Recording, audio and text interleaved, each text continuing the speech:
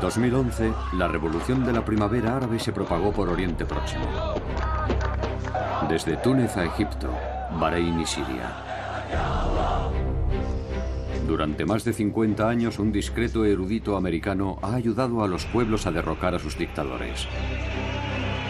Sus tácticas de resistencia no violenta se han utilizado en Serbia, Ucrania o Irán. Ser considerado una amenaza por un tirano es un motivo de orgullo.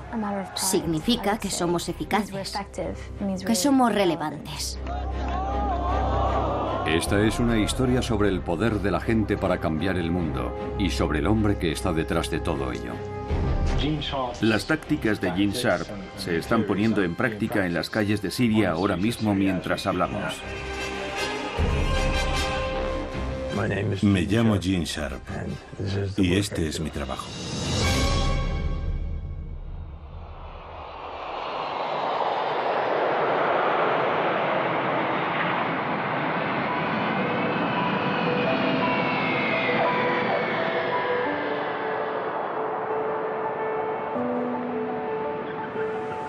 ¿Cómo describiría su trabajo? Describir mi trabajo siempre ha sido un problema. Principalmente intento comprender la naturaleza y el potencial de las formas de lucha no violentas para socavar dictaduras.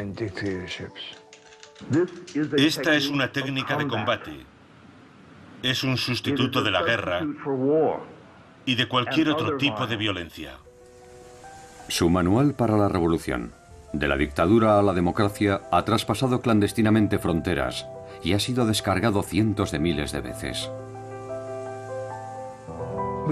No sabemos muy bien cómo, pero sin duda lo ha hecho. Ha sido traducido a unos 30 idiomas y ha sido divulgado en todos los continentes excepto la Antártida. Sus marcas distintivas pueden verse en revoluciones en todo el mundo.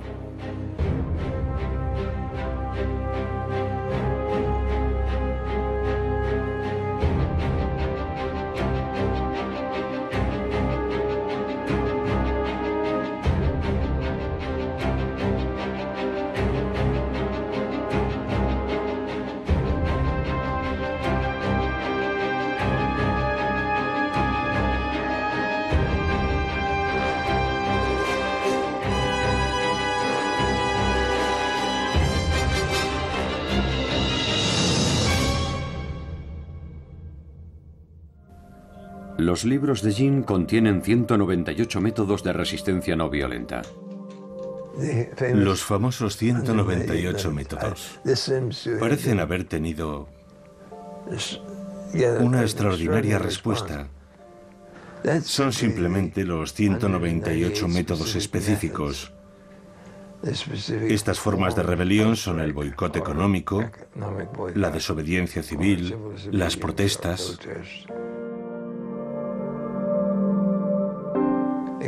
Son la contrapartida a los diferentes tipos de armas y bombas militares, a la lucha militar.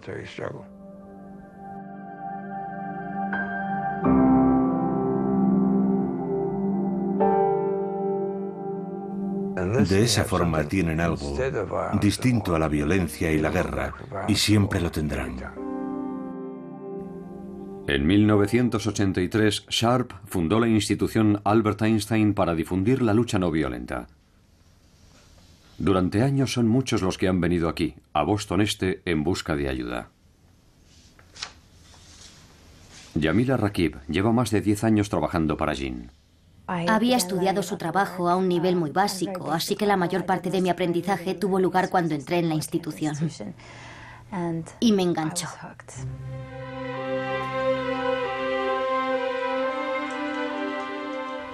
Yo no fui educado para hacer esto. Yo tenía una formación religiosa que me llevó a querer transformar este mundo en un lugar mejor y en mejores condiciones que cuando lo encontré. Y cómo hacerlo fue siempre un problema.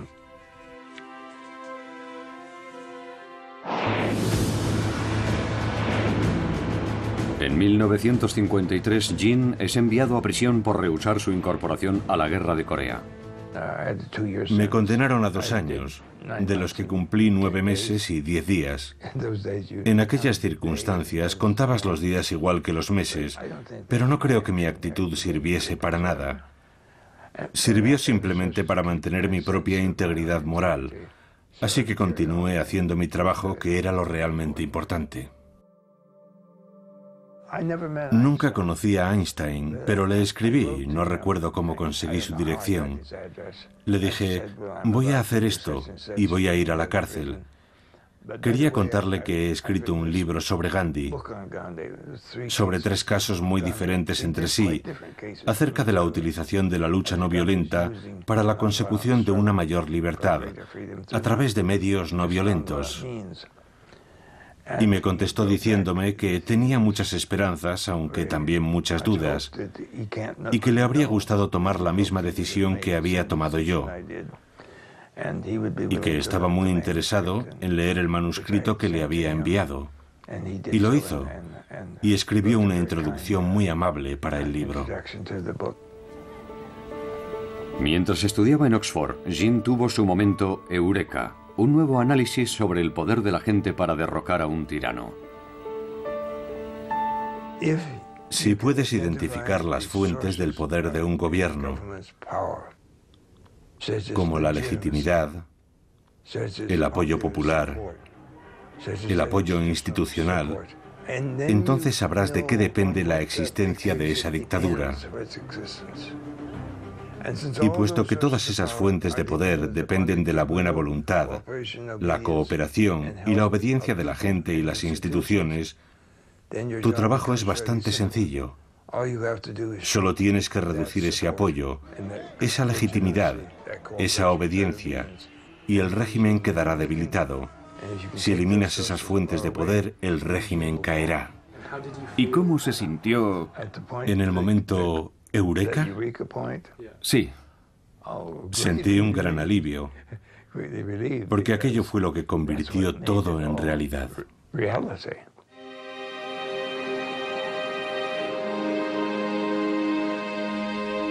Mientras enseñaba sus teorías en Harvard, Jean conoció al coronel Bob Helby, héroe de la guerra de Vietnam. Conocí a Gene Sharp en la Universidad de Harvard. Yo estudié allí durante un año como investigador del ejército. Un día vi en el tablón de anuncios un aviso de un programa sobre sanciones no violentas a las 2 de aquella misma tarde. No tenía nada que hacer, así que fui a ver quiénes eran aquellos amantes de la paz y a confirmar mi noción preconcebida de que probablemente llevarían anillos en la nariz y en las orejas y de que su aspecto sería sucio.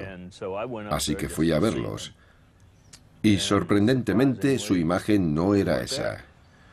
Su aspecto era totalmente normal. Y unos minutos después de habernos sentado, un caballero de baja estatura y voz amable tomó la palabra y dijo: me llamo Gene Sharp y nos hemos reunido aquí hoy para discutir sobre cómo tomar el poder político y negárselo a otros. Yo digo que la lucha no violenta es lucha armada.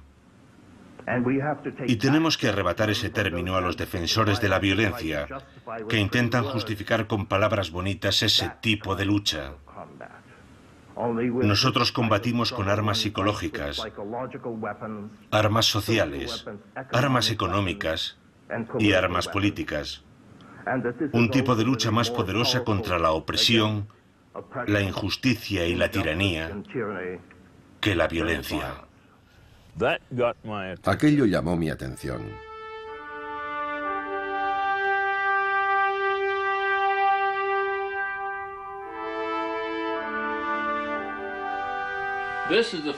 Esa es la bandera del 5º Batallón del 79 de Caballería de los Estados Unidos.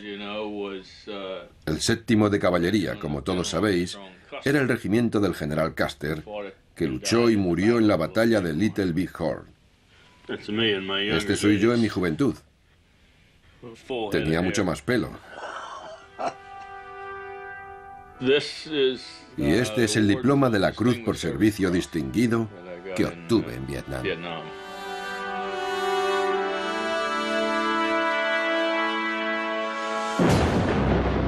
Bob fue condecorado en 1968 por su extraordinaria valentía durante una emboscada del Vietcong.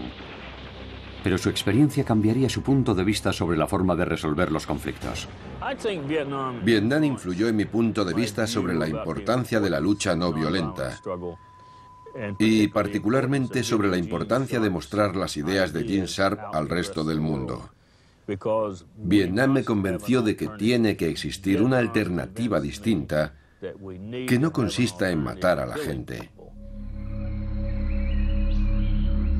Como funcionario de defensa en Birmania, Bob había visto cómo la dictadura militar perseguía a la minoría Karen.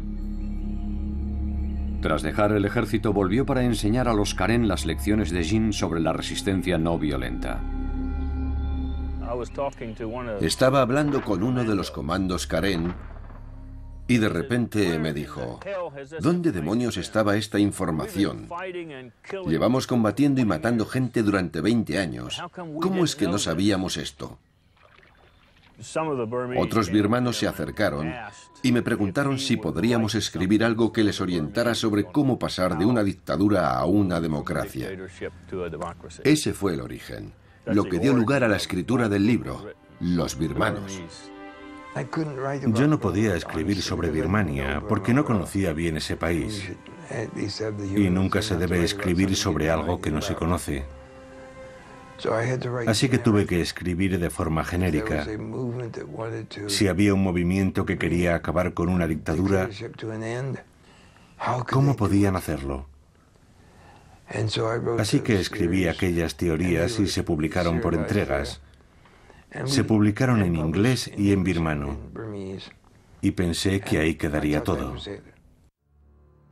Las manifestaciones en la plaza de Tiananmen en 1989 hicieron comprender a Gene la importancia de la planificación y la estrategia.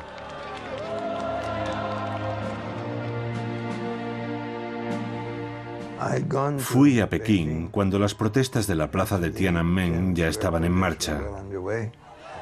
Aquel acontecimiento no tuvo lugar solo en Pekín. Protestas similares estaban teniendo lugar en otras 350 ciudades de China. Pero no se planificaron, no se tomaron decisiones estratégicas, como cuánto tiempo había que permanecer en la plaza y cuándo había que abandonarla. Los estudiantes no tenían un plan, estuvieron improvisando constantemente. Y más tarde supimos que muchos de aquellos ciudadanos chinos que estaban en la calle protestando fueron tiroteados y asesinados.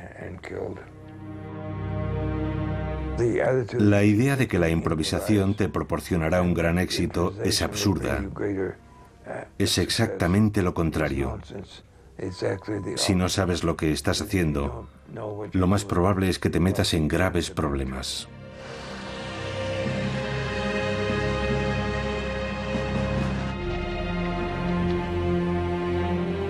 En Serbia, el gobierno de Slobodan Milosevic cometió durante años crímenes de lesa humanidad y ejerció una brutal represión interna. Aquello alimentó la creación de nuevos grupos democráticos que lucharon para eliminarlo. Fui a Budapest a petición del Instituto Nacional Republicano, que estaba prestando apoyo al movimiento de oposición serbio. Y una parte en particular de ese movimiento de oposición era Otpor, que en serbio significa resistencia.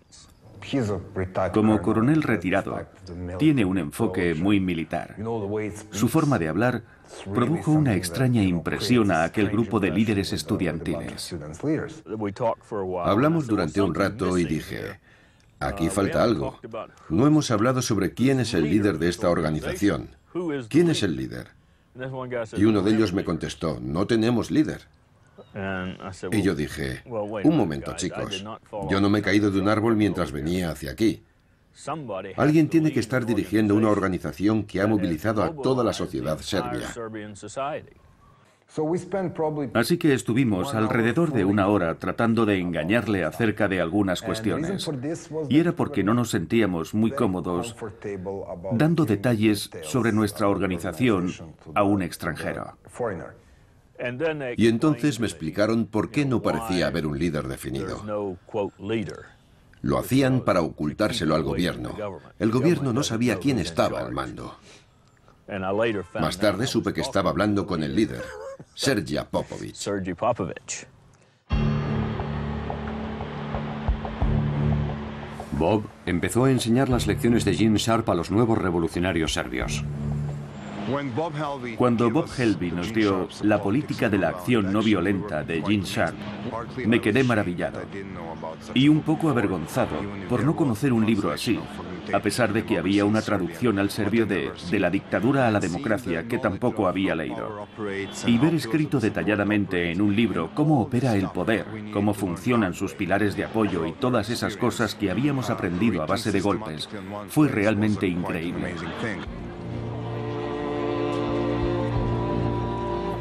Una de las primeras tareas fue crear un símbolo de la resistencia que unificara a la gente. Es obvio que somos mayoría. Si pudiéramos reconocer a todos aquellos que están contra Milosevic, por ejemplo, saludándonos con el puño, podríamos acabar con él en unos cuantos años.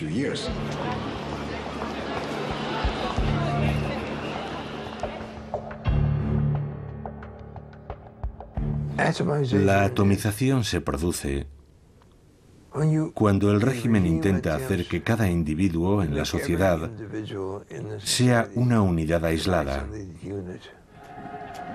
Es una de las principales formas de control de estos sistemas.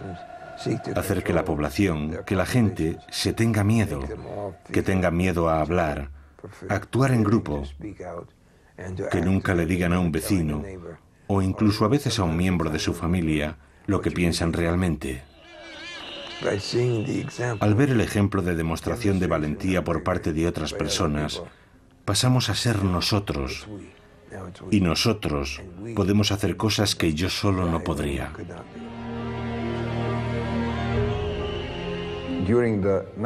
En el 96 y el 97 nos manifestábamos día tras día.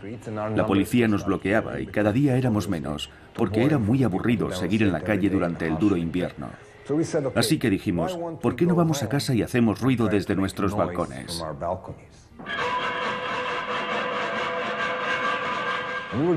Lo hacíamos entre las 7:30 y las 8 de la tarde como respuesta al informativo de la televisión estatal.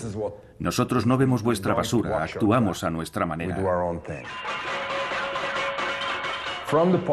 De las ollas y las sartenes pasamos a colocar carteles en todos los edificios, con cosas como ¿vais a procesar a los chavales por llevar camisetas de Otpor cuando no hay una sola ley que prohíba llevar lo que uno quiera escrito en una camiseta?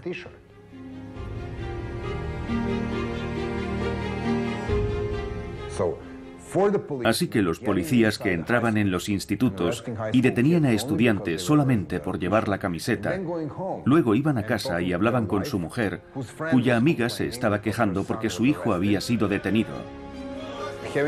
O tenían que hablar con su propio hijo, que venía de su colegio, en donde nadie quería estar con él o con ella, porque su padre estaba pegando a chavales de su barrio.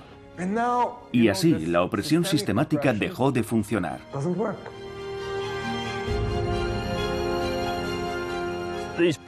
Estos pilares sostienen al gobierno, igual que mis dedos sostienen este libro. Y yo he desarrollado una estrategia para socavar estos pilares. La policía, las comunidades, las instituciones religiosas, los trabajadores, lo que sea, cada organización. Y a medida que se van debilitando y empiezan a derrumbarse, el gobierno se derrumbará cuando los pilares estén rotos. Lo ideal es que esos pilares no queden destruidos, sino que sean traspasados al movimiento democrático. Tienes que fagocitar esos pilares, y eso es lo que la resistencia serbia ha hecho. Decirle a la policía que todos somos víctimas del mismo sistema. No tiene sentido librar una guerra entre víctimas y víctimas, aunque unas lleven uniformes azules y las otras pantalones vaqueros. No debemos luchar entre nosotros. Y esa táctica funcionó en Georgia, en Ucrania y en muchos otros lugares del mundo. Eso es lo que hay que hacer, fagocitar esos pilares, no lanzar piedras a la policía.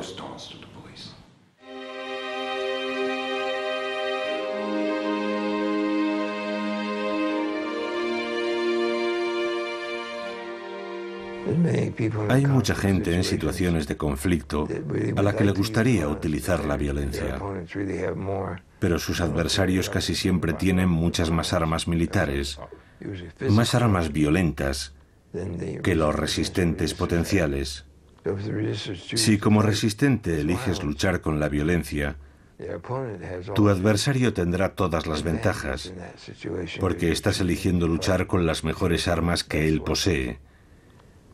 Pero puedes elegir luchar con armas no violentas, que son mucho más difíciles de contrarrestar para tu adversario.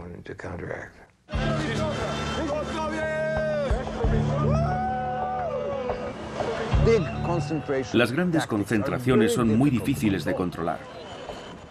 Puedes tener a 20.000 manifestantes pacíficos, pero si hay un idiota rompiendo ventanas, centrará la atención de todos los informativos, y eso puede socavar todo el movimiento.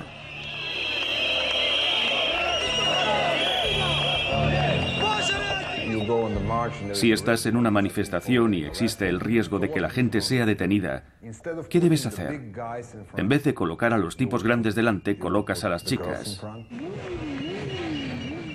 Colocas a las abuelas, a los militares veteranos, de manera que la policía vea caras amistosas. Esa gente llevará flores y banderas y estará sonriente. Así haces la situación menos amenazadora y reduces enormemente las probabilidades de que se produzcan actos violentos.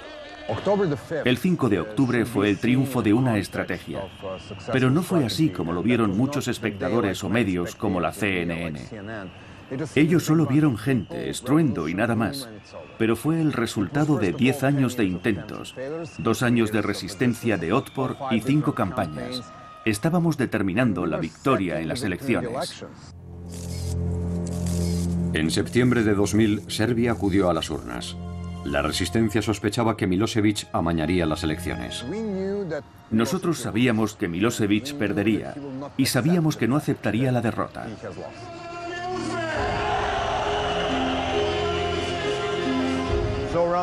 A eso de las 3 de la tarde había 300.000 personas gritando en la plaza y de una forma no violenta tomaron este edificio.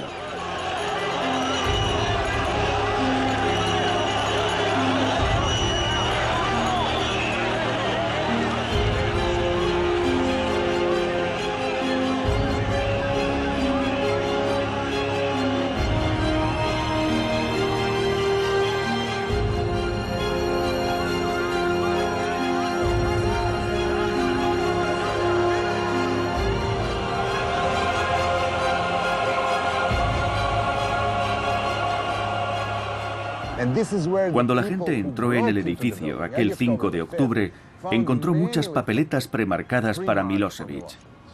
Era allí donde se estaba llevando a cabo la trampa, en la segunda planta del edificio.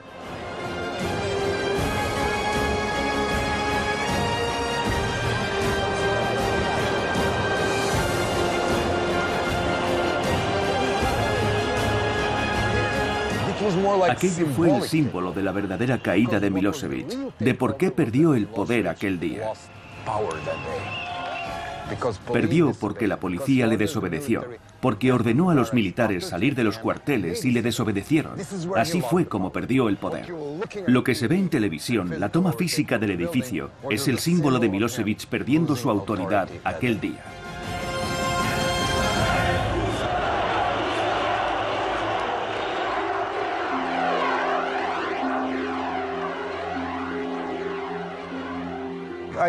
Lo que aprendimos de Bob, el pensamiento y la escritura de Gene Sharp, ha influido en nuestra forma de pensar y ha hecho nuestra lucha más eficaz en un momento muy importante, cuando estábamos preparándonos para la lucha decisiva. Creo que lo que Bob y Gene están haciendo es valiosísimo en todo el mundo. Y aunque las revoluciones no violentas no pueden ser exportadas o importadas, el saber cómo aplicar la lucha no violenta sí puede transmitirse. Y se está transmitiendo ahora mismo, mientras hablamos. Sentí una gran satisfacción porque se hubiese llevado a cabo una revolución no violenta. No hubo violencia por parte de la oposición democrática. Y eso demuestra que todas esas teorías que Jin ha estado exponiendo año tras año son alternativas realistas al conflicto violento. Después de lo de Serbia, estuvimos trabajando con georgianos, ucranianos, moldavos, iraníes, personas de Zimbabue, Colombia, Guatemala, Papúa Occidental, de lugares del mundo que no podría señalar en un mapa.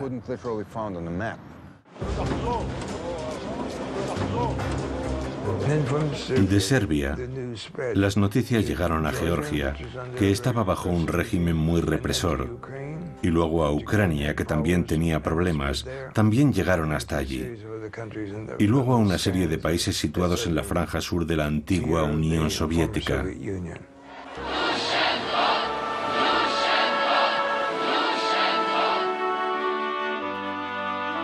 Vladimir Viatrovich, uno de los líderes de la Revolución Naranja de Ucrania, utilizó el libro de Jin para convencer a los activistas de que había una poderosa alternativa a la violencia.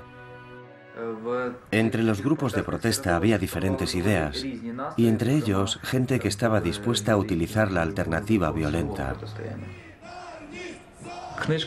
El libro de Gene Sharp, De la dictadura a la democracia, enseña que se puede y se debe luchar contra los dictadores con medios no violentos. Esa idea fue muy importante y ayudó mucho. Fue una gran inspiración para la creación de la Revolución Naranja.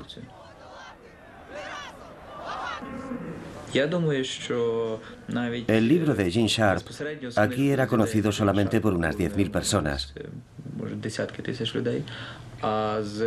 pero sus ideas eran utilizadas por cientos de miles que no sabían que aquellas ideas eran de Sharp.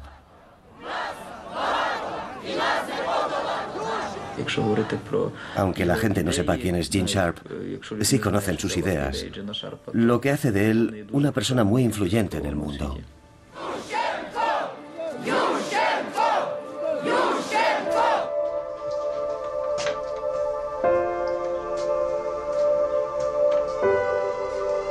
En el último piso de la casa de Jin está su refugio, su invernadero de orquídeas. Requieren bastante trabajo. Se han convertido en algo muy importante, porque son unas plantas a las que puedo tratar como necesitan ser tratadas. No hay que esperar milagros, pero si no tratas a una orquídea como se merece, o a cualquier otra cosa en la vida, no proliferará.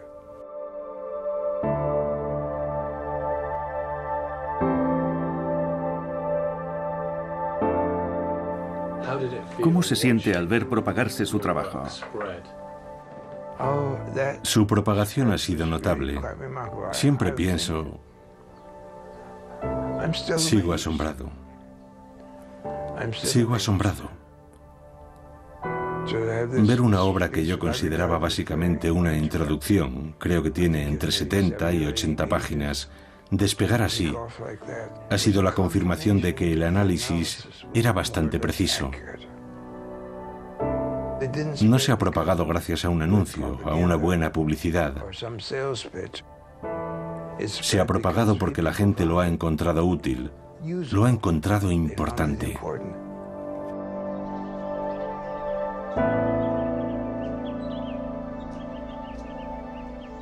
Los libros, la literatura, están ahí.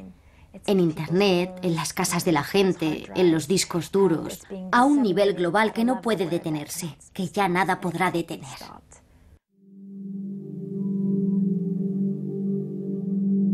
Hay gente que se esfuerza en desacreditarnos. En una ocasión, el presidente Chávez se refirió a nosotros como una pandilla de gringos y dijo que la institución Albert Einstein no entendía Venezuela. Y yo pensé, puede que no comprendamos del todo la situación de Venezuela, que es probablemente muy compleja, pero yo no soy un gringo. Gene Sharp, George Bush y sus ideólogos de este golpe suave mecha lenta, señores, este plan de ustedes aquí en Venezuela, olvídense. En 2008, el gobierno iraní emitió un vídeo propagandístico acusando a Jin de trabajar para la CIA. La Casa Blanca, Washington, D.C. Gene Sharp, el teórico de la desobediencia civil y de las revoluciones de terciopelo, que ha publicado tratados sobre esta materia, es uno de los agentes de la CIA, encargado de la infiltración estadounidense en otros países. Viendo nuestra oficina pueden comprobar lo bien subvencionados que estamos. En cierto sentido me impresionó que estuviésemos en su radar, que mostrasen a Gene sentado en la Casa Blanca, y pensé, ojalá los de la Casa Blanca se reunieran con nosotros y nos escuchasen, pero no lo hacen. Trabajamos en esta pequeña oficina, sin ninguna conexión con ellos. Simplemente no ha sucedido. Nosotros no hacemos eso. No somos bajo ningún concepto una organización de la CIA, y es realmente irónico, porque vemos muy a menudo esas acusaciones en la prensa, y siempre nos preguntamos de dónde vienen. Tras las elecciones iraníes en 2009, la oposición declaró que el resultado había sido amañado. Miles de personas desfilan por la gran avenida, todas caminando en la misma dirección. Los manifestantes portan banderas verdes y la gente va mostrando la V con los dedos en señal de victoria. Yo dudaba de que la gente se manifestase después de las advertencias, pero estaba equivocado. Miles de manifestantes salieron a las calles de Teherán. La respuesta del gobierno fue brutal y una joven estudiante iraní, Neda Aga Soltan, fue alcanzada por un francotirador del gobierno.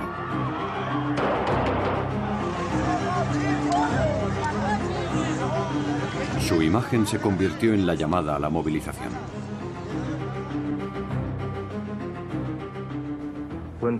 Cuando la gente es golpeada y masacrada, ello genera un proceso que yo llamo jiu-jitsu político, en el que la fuerza del adversario se utiliza para socavarlo, para hacer que caiga, aislándole de la gente que le prestaba apoyo y movilizando a otra gente que pasa a formar parte de la resistencia activa. Es un efecto de contragolpe. Si el régimen es tan brutal, en vez de intimidar a la gente, que es lo que intenta, lo que consigue es que otros grupos e instituciones dejen de cooperar con él y de obedecerle. Y esa disminución de poder y de control hace que más y más gente se una a la resistencia. Iason Atanasiadis fue arrestado mientras informaba sobre la Revolución Verde. El segundo día tras mi detención me llevaron ante el fiscal jefe. Cuando me quitaron la venda de los ojos me preguntó, ¿sabes por qué estás aquí? Yo contesté, no tengo ni idea, solo sé que me arrestaron hace 2 días. Y él me dijo, hay una acusación muy seria contra ti. ¿Cuál es?, pregunté. Y me dijo, ¿no lo sabes? Espionaje. Él acarició su ordenador portátil y dijo, este ordenador contiene una traducción a la lengua persa de un libro de Gene Sharp, De la dictadura a la democracia, que es un manual para insurrectos. Un manual que proporciona docenas de sencillas instrucciones con las que derrocar a un gobierno legítimo, a cualquier clase de gobierno. Yo he leído ese libro, y mis colegas también. Los organizadores del levantamiento fueron acusados de utilizar más de 100 de los 198 métodos de Gene Sharp.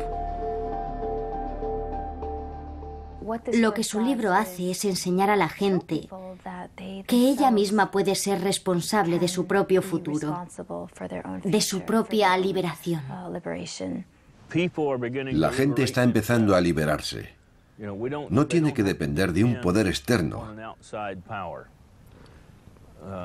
Este es Serja, mi gato, llamado así en honor de Serja Popovich. No tienen que depender de un poder externo, pueden hacerlo ellos mismos. ¿Y puedes imaginar lo feliz que eso hace sentirse a un país? Lo hemos hecho nosotros. Por eso es tan importante que transmitamos ese conocimiento. Los Estados Unidos no tienen por qué ocupar ningún país. No hacemos ningún bien con eso, ni nosotros ni la Unión Soviética. Dejemos a la gente en paz y démosle el poder para cambiar un gobierno si lo quieren cambiar. Ser considerado una amenaza por un tirano es un motivo de orgullo. Significa que somos eficaces, que somos relevantes. Significa que el trabajo que hacemos en esta pequeña oficina amenaza a esos regímenes. Y creo que eso está muy bien. Sí.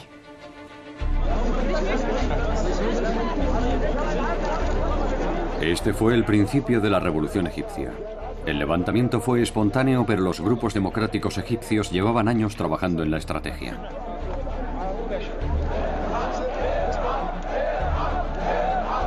El grupo egipcio que falla visitó por primera vez a Jin en Boston en 2006.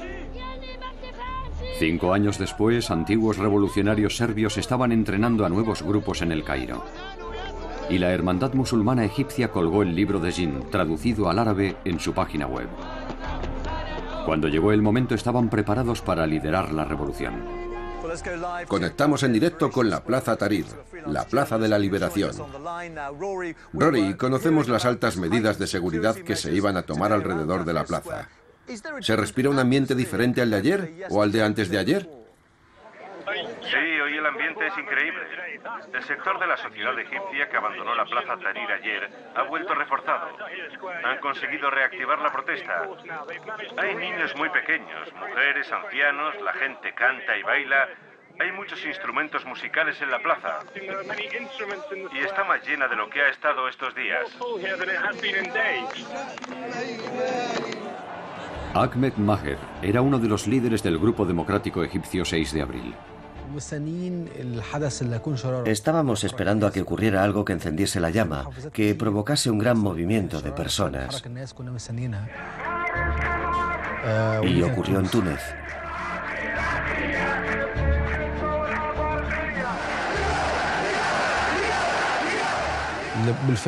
Siempre ha habido rivalidad entre Egipto y Túnez en el fútbol. Así que nos preguntamos, ¿y si nosotros hubiéramos empezado todo esto antes que Túnez? ¿Por qué ha empezado Túnez la revolución antes que nosotros? Todo el mundo escribía en Internet. La respuesta es Túnez.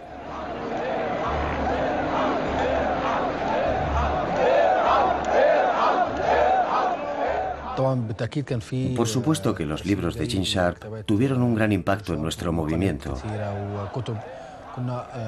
Y también encontramos en Internet otros libros y películas que, al igual que Gene Sharp, hablaban de la poderosa lucha no violenta, de cómo desarrollar esa lucha no violenta y ponerla en práctica para conseguir nuestros fines.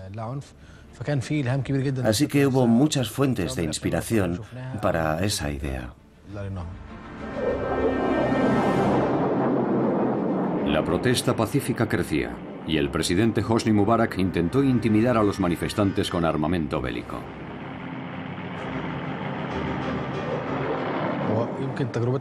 Nuestra situación era distinta a la de la resistencia serbia, que antes de su revolución se había ganado a la policía y al ejército. Nuestro caso era muy diferente. Estábamos librando una gran batalla contra la policía, mientras que el ejército se mantuvo al margen durante todo el tiempo. Así que nuestra experiencia fue muy diferente a la serbia. Incluso después de violentos choques con la policía, los líderes revolucionarios restablecieron la disciplina no violenta.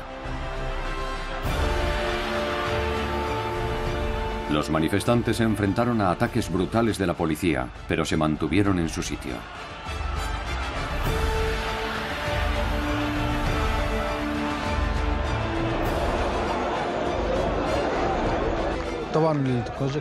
La tecnología jugó un papel vital a la hora de comunicar y extender nuestro mensaje. Jugó un papel fundamental en nuestra estructura interna. Gracias a ella pudimos contactar con la gente que vive en las provincias, a muchos kilómetros de distancia. Pudimos mantener reuniones a través de un grupo secreto en una página de Facebook. Y también utilizamos Skype para estar en contacto continuo y planear nuestra estrategia. Todos estos avances tecnológicos ayudaron mucho a la divulgación de nuestras ideas.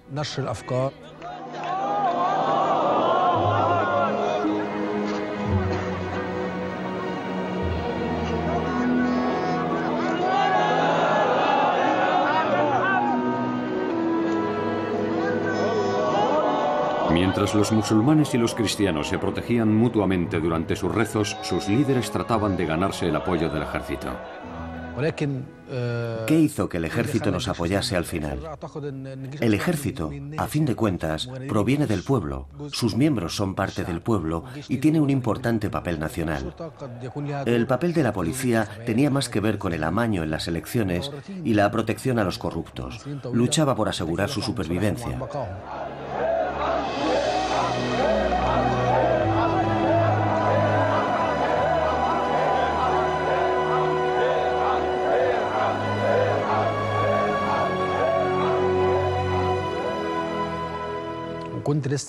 Mientras regresaba a la Plaza Tahrir, pasé por delante de una cafetería que tenía la televisión encendida con el volumen muy alto y estaban transmitiendo el discurso en directo. En nombre de Dios misericordioso y compasivo, conciudadanos, teniendo en cuenta las difíciles circunstancias por las que atraviesa nuestro país, el presidente Hosni Mubarak ha decidido renunciar a su cargo como presidente de la República.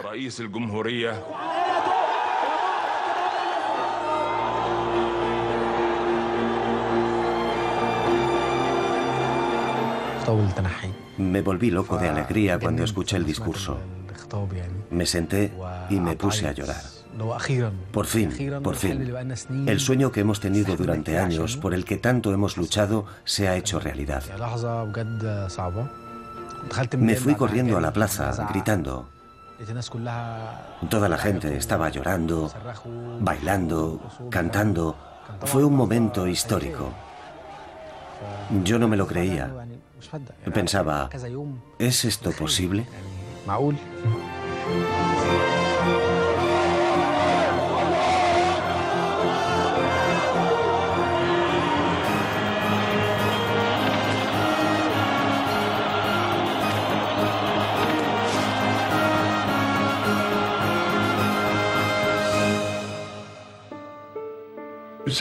Alguien sabía muy bien lo que estaba haciendo. Y no necesitamos que nadie nos atribuya o me atribuya el mérito si no es merecido o no está documentado.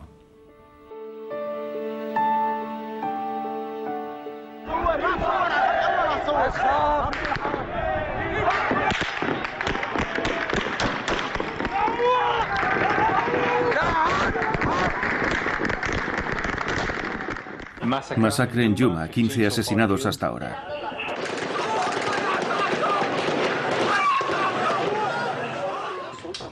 Osama Monayed es experto en comunicaciones y uno de los líderes del levantamiento sirio. Esto es un vídeo de un chico al que disparan. Un niño grita, "Mi hermano, mi hermano". Osama coordina una red de cámaras secretas por todo el país. Es una cámara de alta definición conectada a un módem vía satélite que obtiene imágenes en directo y que transmite por Internet. Hoy hemos conseguido enviar estas imágenes a Al Jazeera. Las tácticas y teorías de Gene Sharp se están poniendo en práctica en las calles de Siria ahora mismo mientras hablamos. Lo que hicimos fue promover esas tácticas y explicárselas a la gente en nuestras páginas de Facebook y también en YouTube. Así es como se aplican, poniendo flores en los puntos donde han caído los héroes, mostrando ilustraciones de la campaña de grafitis durante las manifestaciones. También limpiando las calles y dejándolas más bonitas para demostrar que podemos hacer las cosas mejor que el régimen en lo que se refiere a servicios. De la dictadura a la democracia te da la inspiración, la seguridad de que esto puede conseguirse, de que puede suceder realmente. En el verano de 2011, tras un ataque brutal del ejército sirio, Osama viajó a Boston para reunirse con Gene. ¿Cuándo estuviste aquí por última vez? No recuerdo exactamente. ¿Fue en 2007 o en 2006? Sí, hace años. Cuando solo había unas cuantas personas que creían en un escenario de resistencia no violenta en Siria. cuando solo unos pocos creían que esto podía suceder realmente en un país como Siria. Muy bien. Todo listo.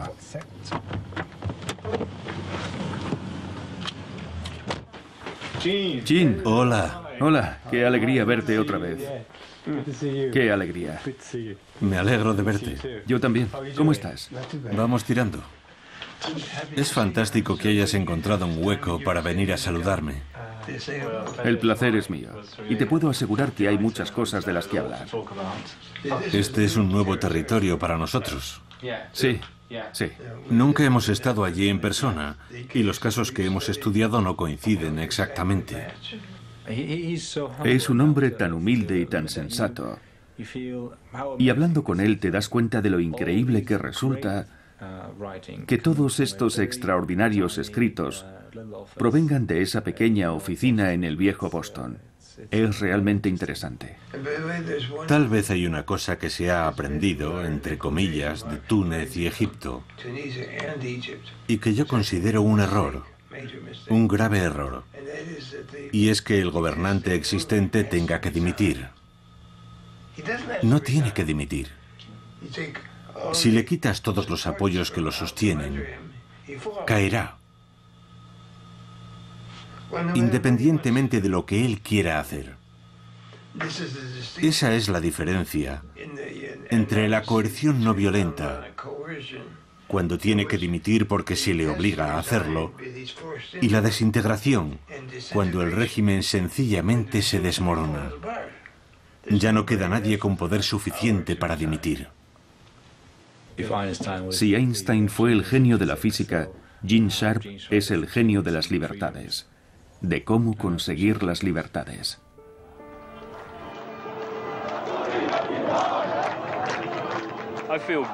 Me siento satisfecho al saber que estamos propagando el mensaje. Y si los pueblos siguen el consejo de Gene en cuanto a librar una lucha no violenta, tarde o temprano ganarán. La ventaja que tenemos utilizando este tipo de lucha, el pueblo contra el tirano, es que mientras no nos rindamos, nunca seremos derrotados. Y esa es la clave. Mientras no te rindas, no estás derrotado. Yo creo que con el paso del tiempo, Gene Sharp será un nombre emblemático. Creo que sus libros estarán en todas las bibliotecas del mundo y serán traducidos a la mayoría de los idiomas. ¿Podrá esta institución sobrevivir hasta entonces? Sin duda. Esperamos que sí.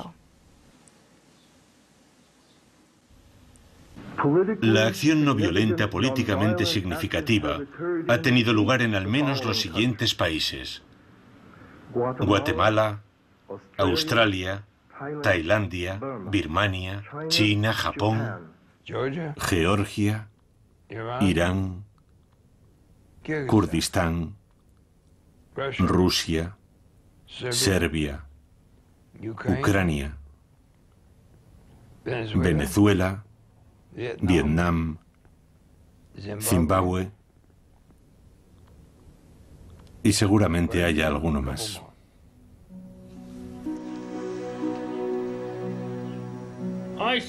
Pienso que se está desarrollando entre ellos una relación padre-hija. Pueden sentarse, hablar, están en la misma onda. Ella lo protege y creo que lo quiere como una hija quiere a un padre.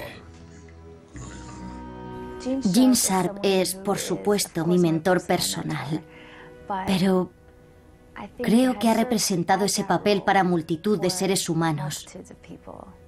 Es una persona que ha dedicado su vida a proporcionar los medios para que la gente oprimida pueda alcanzar la libertad de forma autosuficiente.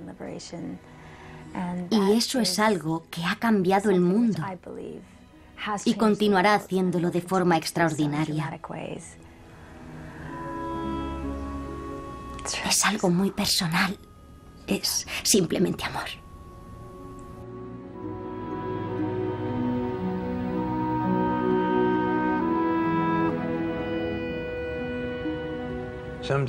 A veces la gente me pregunta qué es lo que quiero realmente.